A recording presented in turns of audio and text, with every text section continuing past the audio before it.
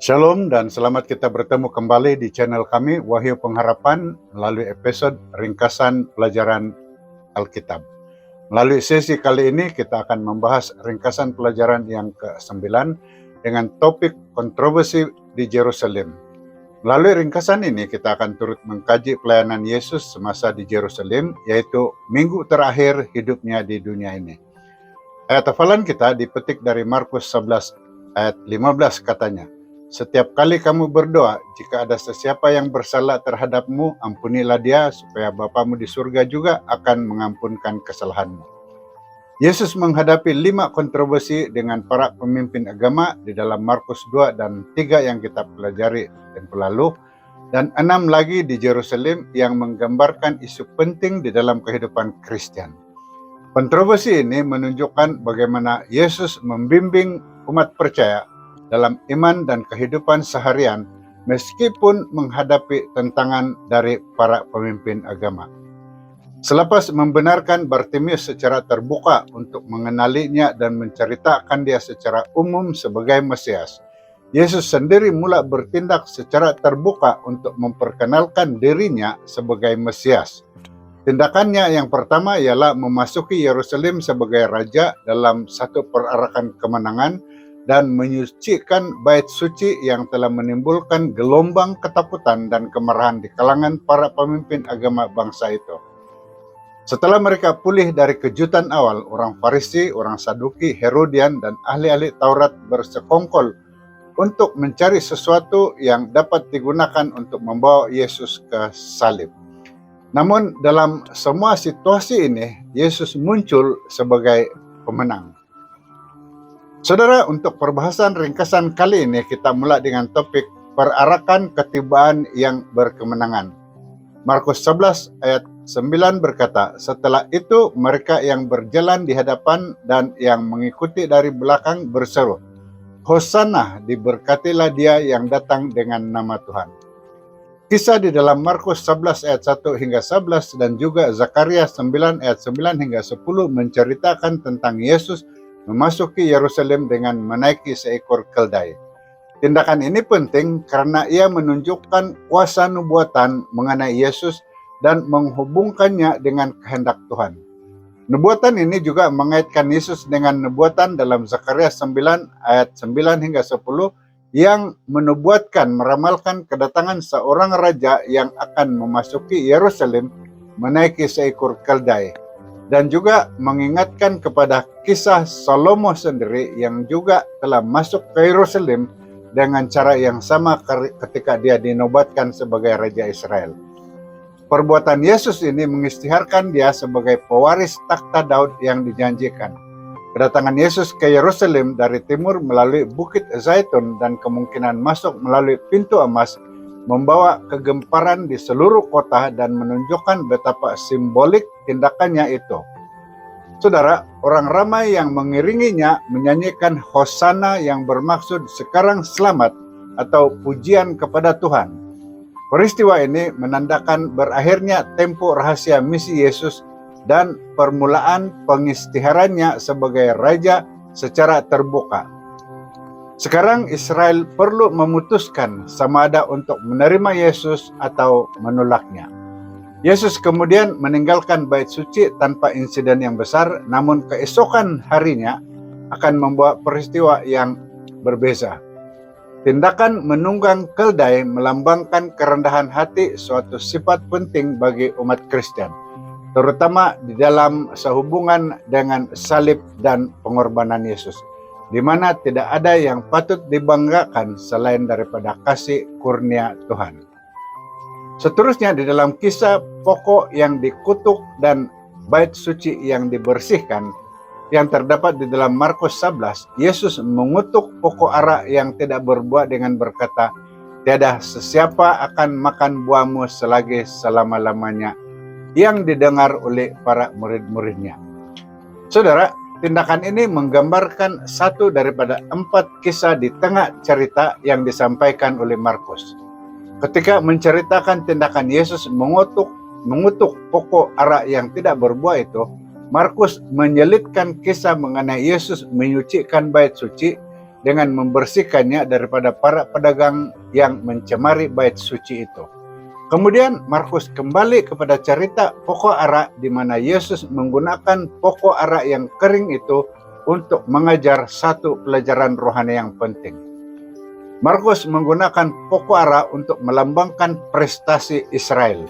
Pokok ara mempunyai daun yang menarik perhatian tetapi tidak berbuah, melambangkan ketiadaan buah rohani di dalam bangsa Israel. Karena kegagalannya, Yesus menolak pokok itu, sama seperti yang terjadi pada bangsa Israel yang menolak Yesus. Sebaliknya, bait suci menggambarkan tujuan Tuhan bagi umatnya. Tuhan menawarkan keselamatan untuk semua orang, tetapi bait suci telah menjadi rosak dan tercemar. Lalu Yesus datang untuk memulihkannya. Rancangan keselamatan Tuhan dilaksanakan melalui gereja hari ini. Saudara, jika gereja gagal, Tuhan akan memulihkannya, tetapi mereka yang merusakkan message keselamatan ini dan tidak bertobat akan ditolak oleh Tuhan. Seterusnya, kita akan membahas topik yang menarik, siapa kata Anda boleh lakukan itu? Pernahkah Anda tertanya-tanya dari mana Yesus mendapat kuasanya? Inilah soalan yang ditanya kepada Yesus di dalam Markus 11 ayat 28. Dengan kuasa apakah kamu melakukan perkara-perkara ini? Dan siapakah yang memberimu kuasa untuk melakukannya? Saudara, tidak ada seorang pun yang berani menegur Yesus ketika dia mengusir para pedagang dari halaman bait suci. Namun keesokan harinya para pemimpin agama memutus untuk mencelahkan dia secara terbuka dengan bertanya tentang sumber kuasanya. Namun Yesus bukan sahaja tahu bagaimana untuk menjawab, dia juga tahu bagaimana bertanya kembali. Dia bertanya kepada mereka tentang baptisan Yohanes. Apakah itu dari surga atau dari manusia? Dia bertanya. Sekarang para pemimpin agama itu terperangkap dalam dilema mereka sendiri. Jika mereka mengakui bahwa kuasa Yohanes datang dari surga, maka mereka juga perlu menerima kuasa Yesus sebagai datang dari surga. Jika tidak, mereka akan menghadapi kemarahan orang ramai yang percaya Yohanes itu adalah seorang nabi. Apabila debat ini berakhir tanpa jawaban yang jelas, Yesus melancarkan tindak balasnya, serangan balasnya. Dia menceritakan perumpamaan tentang kebun anggur, merujuk kepada satu kisah di dalam Yesaya 5 ayat 1 hingga 7 di mana Tuhan mengharapkan keadilan dari Israel tetapi mendapati kejahatan. Yesus menggunakan gambaran ini untuk menunjukkan sikap para pemimpin agama Yahudi yang berkeras tidak mau berubah. Mereka mengenali diri mereka di dalam perumpamaan itu, tetapi mereka tidak mau memperbaiki kelakuan mereka. Saudara, pelajaran penting di sini adalah tentang kuasa rohani dan bagaimana kita menanggapinya. Dan di sini kita disorkan supaya kita belajar untuk menerima kuasa dan ajaran Kristus di dalam kehidupan kita. Topik seterusnya yang menarik kita bahas adalah tugas duniawi dan hasil surgawi. Markus 12 ayat 15 berkata, tetapi Yesus tahu bahwa mereka itu munafik. Lalu berkata, mengapa kamu menduga aku? Bawakan sekeping uang dinar untuk kulihat. Di dalam ayat ini kita melihat Yesus berhadapan dengan orang Farisi dan Herodian yang coba memerangkapnya dengan soalan berbahaya. Mereka berpura-pura memuji Yesus sebagai seorang guru yang bijaksana, namun sebenarnya mereka hanya ingin menjatuhkan dia. Mereka bertanya kepada Yesus tentang membayar cukai kepada Kaisar. Soalan ini direka untuk memerangkap Yesus. Jika dia berkata, ya, orang yang membenci Rom akan menjadi marah. Jika dia berkata tidak, dia akan melanggar hukum dan undang-undang kerajaan Rom. Tetapi Yesus dengan bijaksana menjawab, berikanlah kepada Kaisar apa yang menjadi hak Kaisar dan kepada Allah apa yang menjadi hak Allah. Yesus menjelaskan bahwa kita bukan sahaja mempunyai kewajiban kepada kerajaan, tetapi yang terutama juga kepada Tuhan. Kita perlu tahu perbezaan antara kewajiban duniawi dan tanggung jawab spiritual. Seterusnya, orang Saduki yang berpegang pada pandangan bahwa tidak ada kebangkitan coba memperdayakan Yesus dengan soalan tentang kebangkitan. Mereka bertanya soalan yang sering digunakan untuk mengganggu orang Farisi. Saduki dan Farisi ini berpandangan beza tentang kebangkitan. Yesus segera mendedahkan kesilapan mereka dengan berkata, "Kamu tidak memahami kitab suci atau kuasa Tuhan." Dia menjelaskan bahwa di dalam kebangkitan, tubuh kita akan berbeza dan kehidupan selepas kebangkitan tidak akan sama dengan kehidupan sekarang. Hidup selepas kebangkitan bukanlah satu kesinambungan dari kehidupan sebelum mati. Tuhan adalah Tuhan yang hidup, bukan yang mati. Dengan ini, Yesus mengajar kita tentang kuasa Tuhan yang boleh memberi kehidupan kepada mereka yang percaya kepadanya. Pelajaran hari ini, saudara, menunjukkan kepada kita bahwa pemahaman yang betul tentang tanggung jawab duniawi dan surgawi adalah sangat penting. Seterusnya, topik terakhir yang kita bahas ialah tentang perintah terbesar, seperti yang dijelaskan di dalam Markus 12 ayat 28. Seorang ahli Taurat datang mendengar mereka bersoal jawab. Dia menyadari bahwa Yesus telah menjawab dengan baik. Dia pun bertanya kepada Yesus, "Perintah manakah yang terutama?" Kisah ini bermula dengan seorang ahli Taurat yang mendengar perbincangan antara Yesus dengan beberapa orang lain. Lalu dia terkesan dengan jawaban Yesus dan bertanya, "Perintah manakah yang terutama?" Berbeza dengan mereka yang ingin mencelakakan Yesus, ahli Taurat ini benar-benar ingin tahu. Dia melihat Yesus sebagai seorang guru sejati yang layak untuk dijadikan tempat bertanya. Lalu Yesus menjawab dengan menyebut dua perintah yang paling penting. Kasihilah Tuhan Allahmu dengan segenap hati, jiwa, dan akal budi, dan kekuatanmu. Dan perintah yang kedua yang Yesus sebut ialah kasihilah sesama manusia seperti dirimu sendiri. Ahli Taurat itu terkesan dengan jawaban Yesus.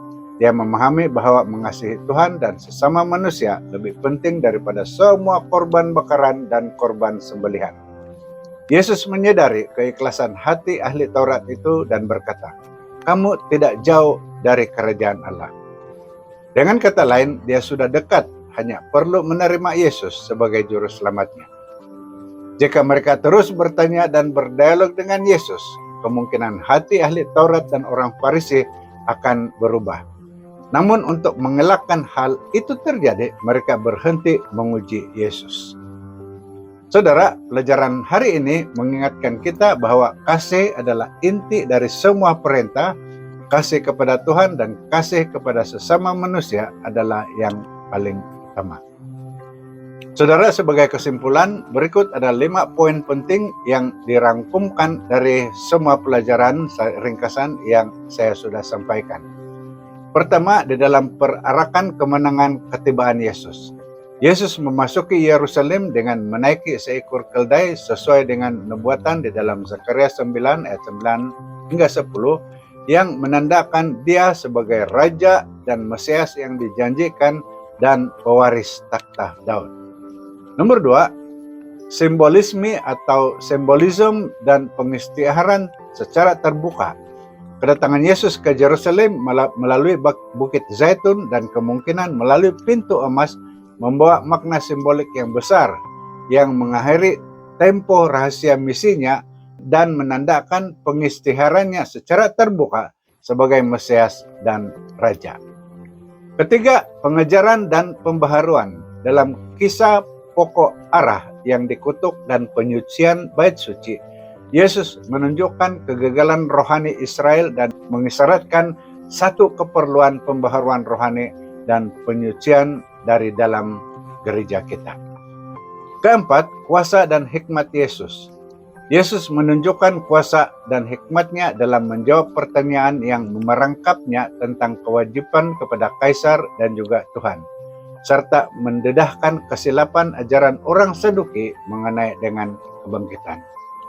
Dan yang terakhir, perintah terbesar, Yesus mengajarkan bahwa dua perintah terbesar adalah mengasihi Tuhan dan mengasihi sesama manusia. Ahli Taurat yang memahami dan menerima ajaran ini diiktiraf oleh Yesus sebagai dekat dengan kerajaan Allah dan menekankan pentingnya kasih di dalam ajarannya. Saudara sedang penonton yang dikasihi Tuhan, kami berharap apa yang dibahas hari ini dapat memberikan inspirasi dan pemahaman yang lebih mendalam tentang apa maknanya menjadi pengikut Kristus yang sejati. Jika Anda merasa diberkati melalui video ini, jangan lupa untuk tekan like video ini serta share video ini dengan rekan-rekan dan subscribe pada channel ini supaya Anda tidak terlepas menonton video kami seterusnya. Dan juga jika Anda mempunyai sebarang soalan atau ingin berfungsi pandangan, sila tinggalkan komen di bawah atau hantarkan melalui nomor yang tertera pada screen. Kami amat menghargai maklum balas dari Anda. Sekali lagi, terima kasih karena bersama-sama dengan kami hari ini. Jumpa lagi di sesi seterusnya. Tuhan memberkati Anda dan keluarga Anda.